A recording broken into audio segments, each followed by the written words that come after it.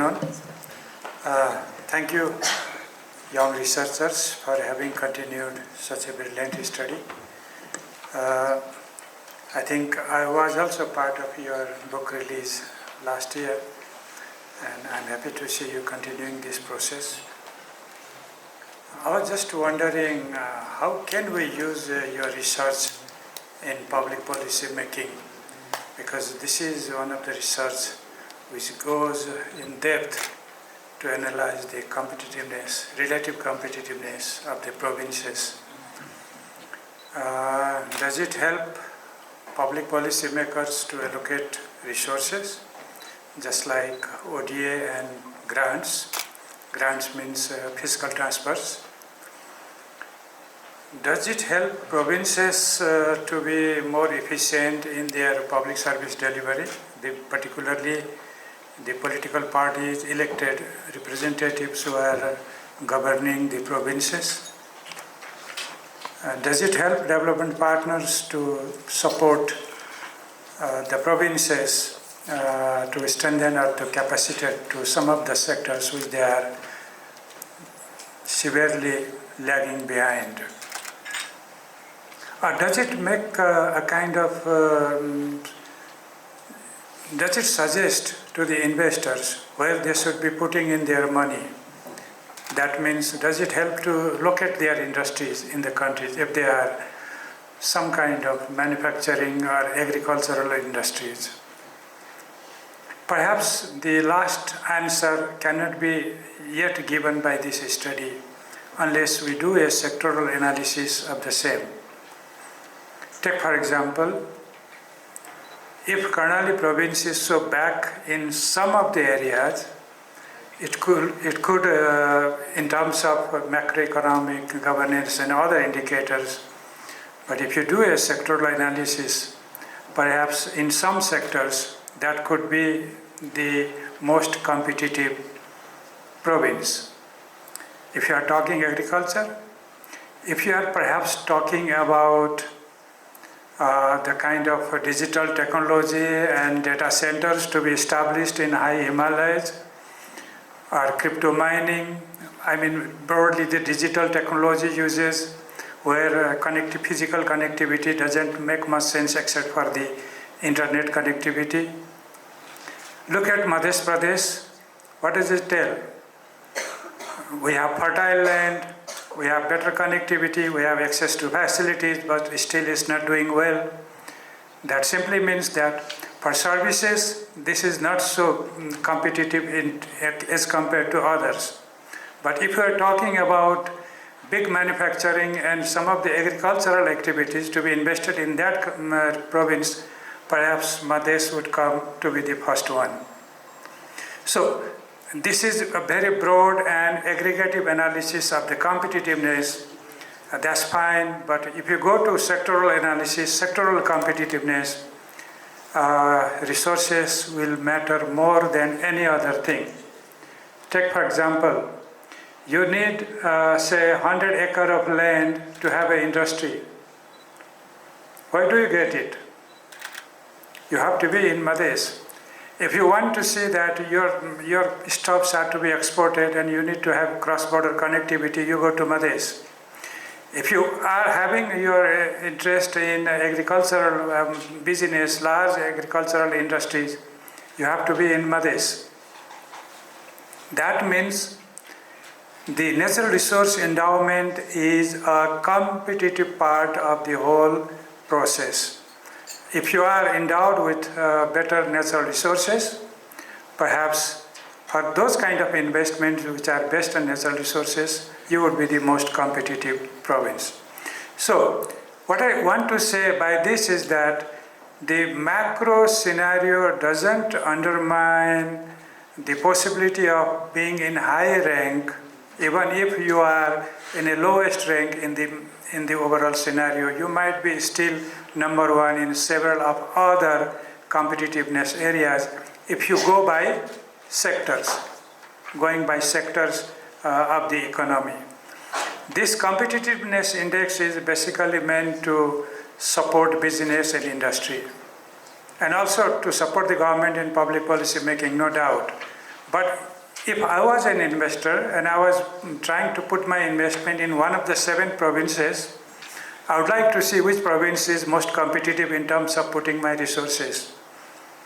But having said that, I have a different set of business to do that might be influential to make my decisions. If it was IT, it could be a different province.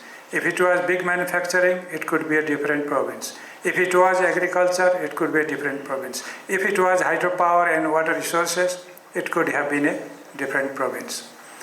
But then, what makes my decision to locate my industry in one of the 7 provinces? If other conditions are equal, then I would like to see the governance aspect. I would like to see the legal and regulatory framework, which province has done the best in terms of setting ground for investment.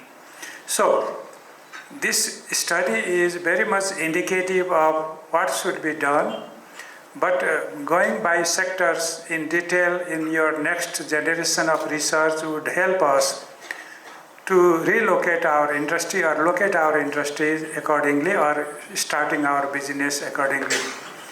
The primary sector is agriculture and forestry. Which province is the best? Manufacturing and mining, which province is the best? In tertiary, financial and other kind of services, tourism and other services, which province is the best in terms of their competitiveness? We have yet to come that. And in the quaternary sector, like the 4th sector of the economic system that we talk as the digital economy, which province is the best? So let's do in our next generation of research that these 4 sectors be also analyzed in such a way that the location of industries or business becomes, decision for location of industries becomes easy for the investors. It could be FDI, external investors, or it could be the domestic investors. If I am a national investor, I want to put an industry in Nepal. So I could think based on your result that, well, Koshi is much better than Lumbini, or Lumbini is much better than Madhes, or Madhes is much better than Subir Paschim. This kind of information and ideas should be generated by this study, whereby firms and industries along with the government would also benefit from your research. Currently, government benefits because we know which province is lacking in terms of competitiveness. This is for the public sector. But for the private sector to benefit immensely from your research, you need to do a sectoral analysis. The political message of such studies is that we are in a competitive politics. It's a multi-party political system.